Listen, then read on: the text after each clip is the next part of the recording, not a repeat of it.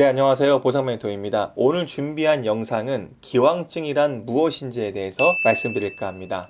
우선 기왕증을 좀 정리해 볼게요. 우리가 흔히 기왕증이라고 하면 내가 사고 또는 상해 이전에 가지고 있었던 질병적인 요인이다, 이렇게 말할 수 있겠죠. 그래서 기왕증이란 표현을 흔히 법률적으로는 체질적 소인이다, 또 질병의 위험도다, 이런 용어들을 두루두루 사용하고 있습니다. 기왕증을 우리가 알아야 되는 이유가 뭘까요? 기왕증은 사실 매우 중요한 부분인데요. 예컨대 개인상해보험에서 후유장애 보험금을 지급받을 때 또는 교통사고를 포함한 기타 사고에서도 손해배상금을 지급받을 때 질병적 요소가 있다면 그 부분을 따로 공제하고 보험금이 지급돼야 되기 때문에 이 기왕증은 중요합니다. 그래서 여러분들이 이 영상을 통해서 꼭 기왕증을 알고 계셨으면 좋겠습니다. 그러면 우리가 기왕증, 질병이라고 말씀드렸잖아요. 질병이라고 하니 나이가 많은 분들은 다 기왕증이 있는 걸까요? 또 그렇지는 않습니다. 사실 100세 시대잖아요. 그래서 나이가 많은 분들도요, 오히려 젊은 사람들보다 신체가 더 건강하고요, 질병적인 요소가 더 없는 분들도 많이 있습니다. 그래서 그런 오해는 하지 마시고 언제나 사람의 유형에 따라서 기왕증은 적게 작용할 수 있고요, 크게 작용할 수 있다는 거 말씀드리도록 하겠습니다.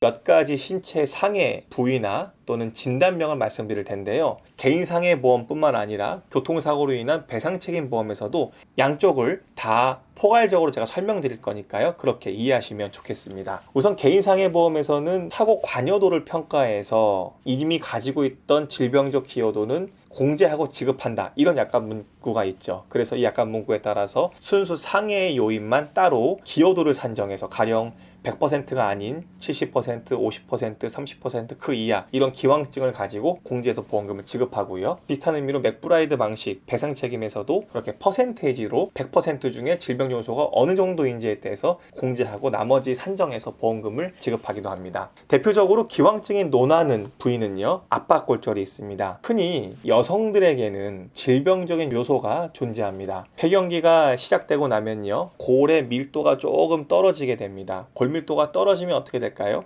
동일한 충격이 와도요, 젊은 남성 같은 경우는 견딜 수 있어서 뼈가 부러지지 않을 텐데 이 골밀도가 떨어진 여성은 그 충격에 곧바로 뼈가 부러지게 될 수 있습니다. 그래서 골다공증이 있는 여성의 압박골절의 경우에는 그 질병이 이 사고 확대에 기여했다고 해서 그 부분만큼을 비율적으로 공제하게 됩니다. 또 대퇴골, 경부골절, 대퇴골 전자간 골절도 마찬가지입니다. 대퇴골이란 뼈도요, 골밀도가 떨어지거나 골다공증이 생겨버리면 상당히 쉽게 골절되곤 합니다. 압박골절이나 대퇴골 골절 같은 경우는요, 주로 BMD 검사라고 해서 골밀도의 수치를 나타내는 이 골밀도 검사를 가지고 판별해내기도 합니다. 그 다음에 또 기왕증이 대두되는 증상은요, 추간판 탈출증입니다. 교통사고 합의금 편 추간판 탈출증, 그 영상을 보시면요, 추간판 탈출증이 왜 퇴행성이 되는지, 왜 우리가 특별한 사고 없이도 악화가 되는지에 대해서 자세하게 좀 설명드렸습니다. 그 영상을 보시고 이 영상을 마저 시청하셔도 도움이 되겠습니다. 우리 사람이 시간이 흐르면 흐를수록요, 손에도 얼굴에도 주름 등이 생기죠. 그렇게 자연스럽게 퇴행되는 것처럼 이 추간판이라는 것도 자연스럽게 퇴행됩니다. 조그만 움직임 또는 예기치 않은 어떤 충격으로 인해서요, 추간판이 뒤로 밀리기도 해서요, 신경을 자극하기도 하고요, 또는 추간판 내부에서 터뷸륨 파열 등으로 인해서 찧었다 붙었다를 반복하면서 이런 일련의 퇴행 과정을 겪습니다. 따라서 여러분이 크게 사고 난다 하더라도요, 내가 100% 사고 기여도로 추간판 탈출증이 발생했다라고 주장하기는 어렵습니다. 그 다음 또 한 가지 증상은요, 회전근개 파열입니다. 회전근개는 어깨를 잡아주고 있는 4개의 주요 대표적인 인대를 말하는 겁니다.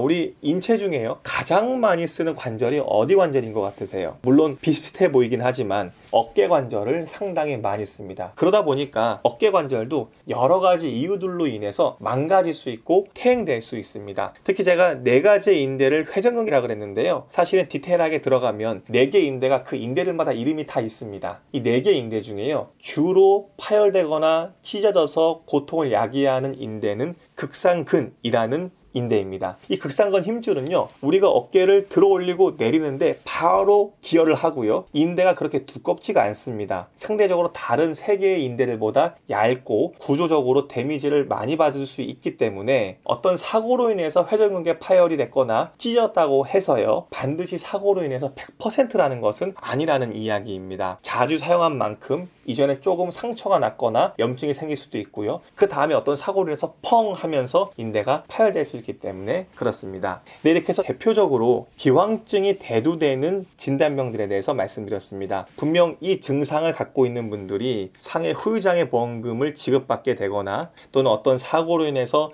보험사로부터 배상책임보험을 지급받을 때는 꼭 대두가 되는 문제입니다. 그래서 여러분들이 이 영상을 통해서 그런 점들에 대한 또 올바른 정보를 잘 습득하셔서 대처하시면 좋겠습니다. 오늘 저희가 준비한 영상은 여기까지고요. 이 영상이 여러분들에게 도움이 되셨다면 반드시 좋아요와 구독을 눌러주시면 좋겠습니다.